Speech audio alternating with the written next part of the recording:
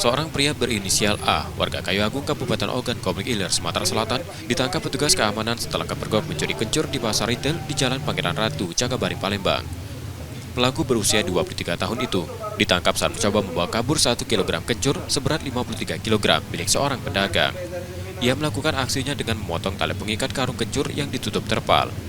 Dari pengakuannya, kencur hasil curian tersebut sempat dijual ke pasar 16 Ilir dan uangnya digunakan untuk kebutuhan hidup sehari-hari. Korban yang merasa dirugikan telah melaporkan kejadian tersebut ke polisi. Hilangan kencur. Ada yang hilang kencur, Pak? Yo ngicu guys. Berapanya, Bu? Sekarang 53 kilo.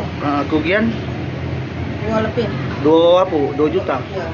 Memang barang itu di bawah terpal apa diduduk? Iya, di dalam terpal. Tidak diikat. Diikat, Pak. Diikat ya? Iya. Tiap hari diikat terus itu. Tiba-tiba lah hilang gitu ya. Pelaku kini telah diserahkan ke Polsek 91 Palembang untuk proses hukumnya. Ia pun terancam hukuman maksimal 5 tahun penjara. Yudi Kiswanto, Kompas TV, Palembang, Sumatera Selatan.